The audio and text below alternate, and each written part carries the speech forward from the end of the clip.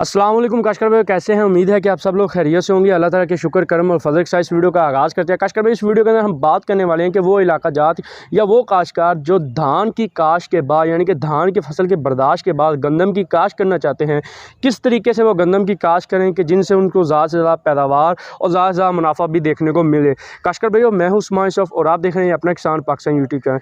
काशकर भाई, ये इस वीडियो के अंदर मैं जो बात करने वाला हूँ वो बात ज़रा से आपने ध्यान से सुननी है कि वो इलाका जात जहाँ पे लोगों ने गंदम काश की करनी है, लेकिन धान की फसल के बाद उन्होंने धान को बर्दाश्त करना है, लेकिन उनके पास इतना टाइम नहीं बचता कि वो ज़मीन की तैयारी कर पा लें। उनके पास इतना टाइम नहीं होता कि वो जो बाकियात रह जाते हैं उनको किसी तरीके से ख़त्म कर लें। वो सिर्फ काम यही जल्दी में करते हैं कि वो उन बाकियात को आग लगा देते हैं, जिनसे हमारा बहुत ज़्यादा नुकसान होता है। एक तो फ़िज़ा के अंदर जो माहौलियाती आलूदगी है वो पैदा होती है, और दूसरा जो उन बाकियात के अंदर मौजूद फास्फोरसी, नाइट्रोजनी और पोटाशियम खादें हैं वो ख़त्म हो जाती हैं, और जो बैक्टीरिया फ़ायदेमंद कीड़े ज़मीन के अंदर मौजूद होते हैं वो भी जल के ख़त्म हो जाते हैं, जिससे हमारा बहुत ज़्यादा नुकसान होता है। लेकिन काशकर भाइयों, मैं आपको इस वीडियो के अंदर एक ऐसा तरीका, एक ऐसा मेथड बताने वाला हूँ। कुछ लोग उस मेथड को अपनाते भी हैं, कुछ लोग उस मेथड के ऊपर काम भी करते हैं और अच्छी से अच्छी गंदम की बर्दाश्त के बाद पैदावार जो है वो हासिल करते हैं। काशकर भाई, सबसे पहले आपने करना यह है कि आपने एक जहन बना लेना है कि जब आपने धान की फसल को बर्दाश्त करना है, उससे 15 से 20 दिन हम पानी देना वैसे ही बंद कर देते हैं। वो आपने पानी देना बंद कर देना है ताकि धान की कटाई की बर्दाश्त तक यानी कि धान की बर्दाश्त तक ज़मीन वत्तर हालत में आ जाए। जब ज़मीन वत्तर हालत में आ जाएगी और आप लोग धान की बर्दाश्त कर लेंगे, उसी के फ़ौरन बाद या तो आप एक बार रूटावेटर चला दें, नहीं तो 2 बार डिस्क हैरो, जिसको आम ज़माने में पंजाबी ज़बान में तवे बोला जाता है, वो चला के सुहागा और हल चला के ज़मीन को लेवल कर दें। सुहागा मार के ज़मीन को बंद कर दें, ज़मीन को खुला नहीं छोड़ना। अब आप यहाँ पे ये सवाल करेंगे कि हम बाकियात को कैसे ख़त्म करें। बाकियात को आपने ख़त्म नहीं करना। यहाँ पे अगर आपको 2 दलील, एक हैप्पी सीडर और एक ज़ीरो टिल दलील जो है, अगर आपको ये दोनों मुयस्सर हो जाती हैं तो आप इन दोनों दलील से गंदम की काश करें धान की बर्दाश्त के बाद। अगर आप इस तरीके से धान की बर्दाश्त के बाद गंदम की काश कर देते हैं, ना तो आपको बाकियात जलाने की ज़रूरत पड़ेगी और ना ही ज़मीन की तैयारी करने की ज़रूरत पड़ेगी।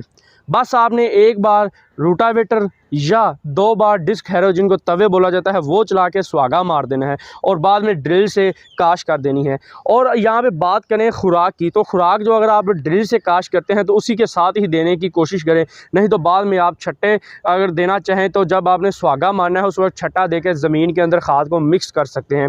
इसके बाद मौजूद जो हमारी नाइट्रोजनी, या अगर आप लोग ये कहते हैं कि जी हमने गोबर खाद का इस्तेमाल करना है, तो आप गोबर खाद का उस वक्त इस्तेमाल करें जब आप रूटावेटर या डिस्क हैरो चलाने से पहले आपने गोबर खाद का अपने एकड़ के अंदर इस्तेमाल करें, अपने खेत के अंदर इस्तेमाल करें। बाद के अंदर आप रूटावेटर या डिस्क हैरो जो है उसको चला दें। अगर आप लोग मशीन के थ्रू कटाई करवाते हैं और आपका जो भूसा पीछे रह जाता है, जिसको पराली बोला जाता है, वो उसकी ढेरियाँ बन जाती है, तो जो बड़ी बड़ी ढेरियाँ होगी उनको आप हाथ से लेबर से उठवा लें।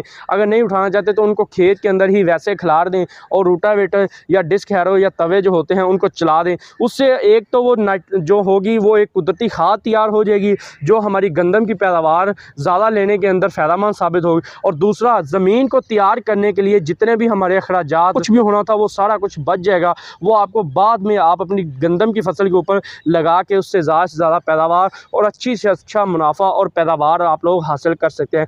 काश्तकार में ये एक छोटा सा तरीका था जो कुछ काश्तकार इस तरीके को अपनाते हैं, लेकिन कुछ काश्तकार इस तरीके को नहीं अपनाते।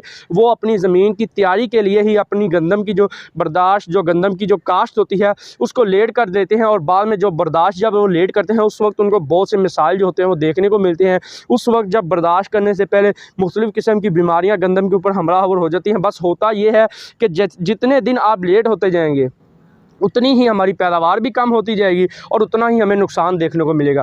कोशिश ये किया करें कि जब भी आपने गंदम की काश करनी हो, चाहे मकई के बाद काश करें या धान की बर्दाश्त के बाद आप काश करें, इस तरीके से ड्रिल के थ्रू आप काश करें, ना कि छट्टे से या ना ही बेडों से काश करें। अगर बेडों पे काश करते हैं तो भी हमें थोड़ा सा इसमें नुकसान देखने को मिल सकता है। कोशिश यही करनी है कि धान की बर्दाश्त के बाद आप इन 2 ड्रिल, एक हैप्पी सीडर और दूसरा ज़ीरो टिलर जो ड्रिल है, उससे आप काश करें। करें और खादों का इस्तेमाल भी इन्हीं दलील के साथ कर दें और आप ज़्यादा से ज़्यादा मुनाफा और ज़्यादा से ज़्यादा पैदावार इससे कमा सकते हैं। काश्तकार भाइयों, ये जो तजर्बा है इंतहाई शानदार है, एक बार करके ज़रूर आजमाएं। अगर आप लोग ये करते हैं तो आप वाकई ही कहेंगे कि वाकई ही हमने एक अच्छा फ़ैसला लिया है, हमें ना तो हम ज़्यादा लेट हुए हैं और ना ही हमने ज़्यादा अगेती लगा रही है। एक दुरुस्त टाइम के ऊपर आप लोग जो है वो गंदम की काश जो है वो कर सकते हैं। काश्तकार भाइयों, ये वीडियो यहाँ तक की थी। उम्मीद है कि आपको वीडियो पसंद आई होगी। मिलते हैं अपनी नेक्स्ट किसी और वीडियो में, तब तक दुआओं में याद रखिएगा। अल्लाह हाफ़िज़।